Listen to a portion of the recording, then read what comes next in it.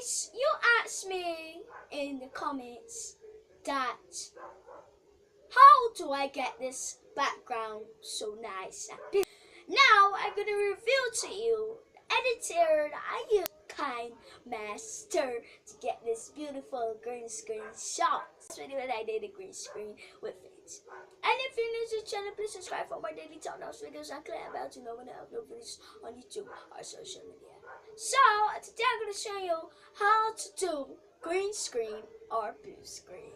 First thing you will need is a blue background like this one that you can see now. You get it? KINEMASTER Pro is gonna be linked in the description. You gotta get blue sheet or green sheet. I have a blue sheet, I can't find no green sheet.